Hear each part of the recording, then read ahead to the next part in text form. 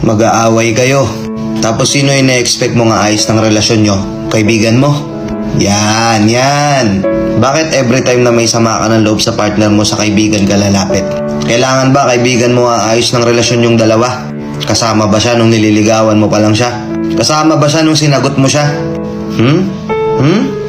Ito problema. Kapag galit ka sa partner mo, hahanap ka ng ibang taong ko-comfort sa'yo. Na instead na kayong dalawa umayos ng relasyon nyo. Instead na naging private yung away nyo, tapos magkakaayos din naman kayo sa huli, nalaman na ng ibang tao. At hindi lahat ng sinabihan mo, mananahimik at gagawin yung sikreto. Minsan magugulat ka na lang pag chichismisan ka. Pag-uusapan ka ng hindi mo alam. Kapag may away kayong dalawa, kapag may hindi kayo pagkakaunawa ang dalawa, kayo dapat mismo umayos. Hindi lahat Pero yung iba dito papa-comfort sa ibang tao. Ang masama pa niyan, yung tao nagko-comfort sa'yo, inaabangan ka lang pala. O inaabangan lang pala yung partner mo na maghiwalay kayong dalawa. Ilan sa mga nanonood dito naranasan na to, di ba? Kayong dalawa bumuo ng relasyon na yan. Ngayon kung may hindi kayo pagkakaunawaan, kayong dalawa lang din ang umayos niyan. Totoo naman kasi, na the more na nag-aaway kayo, may hindi kayo pagkakaunawaan, the more na nagtatalo kayo, kapag naayos nyo yun, mas nagiging mas maayos yung relasyon nyo. Mas nagiging mas matibay. Kahit tanungin mo yung mga tumagal na dyan ng ilang taon na hanggang ngayon sila pa rin.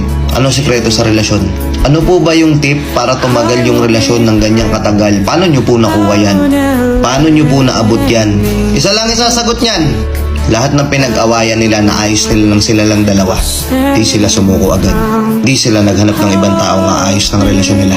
Silang dalawa lang din mismo nag-assess nun. Sa bagay, syempre ikaw, galit na galit ka sa partner mo eh. May hindi kayo pagkakaunawaan. Pikon na pikon ka.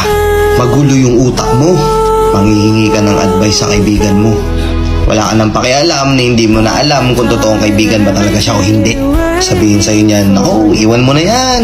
Napakarami pa dyan. Bakit di na lang ito? Bakit kasi hindi na lang ito? Bakit di na lang kasi siya?" Ikaw, dahil magulo isip mo, papasok sa'yo yun. Babalik ka sa partner mo. Mag-aaway na naman kayo. To the point na ikukumpara mo na siya sa ibang tao. Totoo naman yung sinabi ni ganito eh. Buti pa sa ganito, ganyan, okay siya. Ikaw hindi. Blanco ka na eh. Lahat na ng hindi magagandang salita, lahat na ng masasakit na salita, ibibitaw mo na. Kasi nalaso na yung utak mo ng mga sinasabi ng ibang tao. Instead na kayong dalawa lang yung nag-isip para sa isa't isa.